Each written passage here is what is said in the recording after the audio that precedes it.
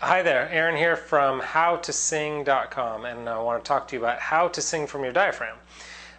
What is a diaphragm, first of all? Diaphragm, it's just below the ribs. It separates a lot of the intestines down here, and what happens, and with the rib cage down here, what happens with the diaphragm, you've heard a lot of, well, this whole thing, diaphragm breathing. How do you breathe from your diaphragm, sing from your diaphragm?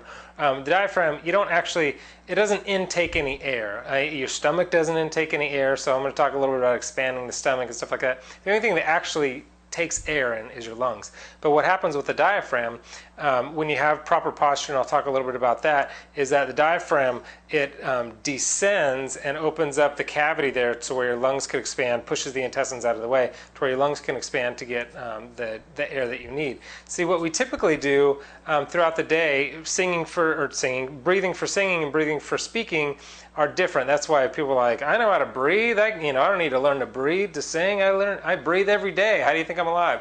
Breathing for singing and breathing for speaking are usually opposite, and I won't totally get into it except to say that mostly we take kind of shallow breaths, and our shallow breaths are kind of like the raising of the chest and chest lowers, like that. And I mean, it's more subtle than that, but the way that we're supposed to breathe is the chest stays how it is. It doesn't raise and lower. But when you breathe in, the expanding is happening, on the sides here below the ribs and in the stomach. And then when you breathe out, again, the chest should remain where it is. And then what comes in is not, the chest doesn't fall, chest should stay up.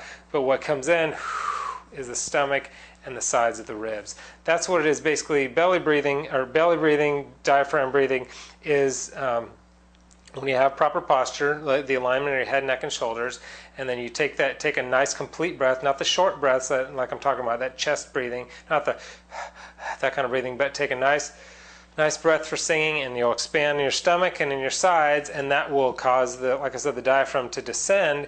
And as long as if you keep your chest up rather than while you're singing, let it go, let it cave down, then the diaphragm will stay ascended for as long as you need it to.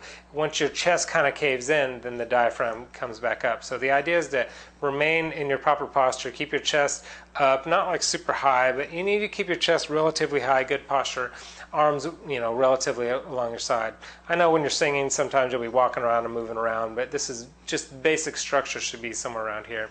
But you don't want to. You want to take a complete breath, not these short breaths. But you don't want to tank up. You don't want to get as much air as you can possibly get. Singing doesn't take a ton of air. You just need a good complete breath, and it comes out. It's paced as it comes out.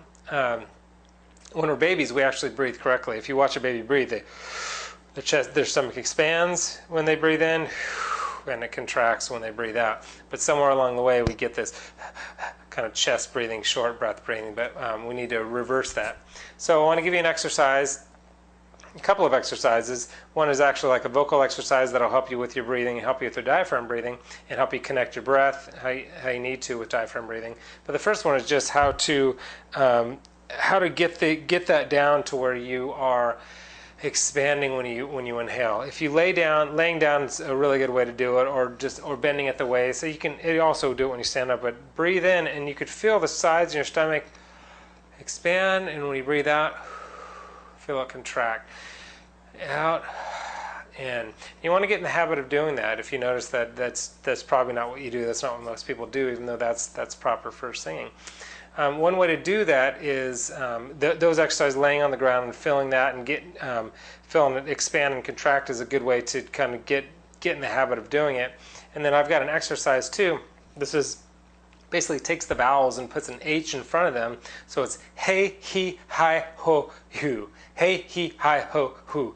And basically you want to you can do that a few times, maybe 30 seconds a day, just to connect your breath with your singing. Hey, he, hi, ho, hu. And make sure that you're doing all the stuff that I'm saying. You're expanding when you're breathing in, and you're contracting when you're breathing out. So anyway, give that a try. Hopefully that helps connect your breathing with your singing, because proper breathing and breathing from your diaphragm really is probably the most important thing when it comes to singing, because everything else is based on that. All of singing, all of the scales and singing higher notes and agility, everything that comes along with singing is based on a proper breath management system, which is basically breathing from your diaphragm. So I hope that's helpful.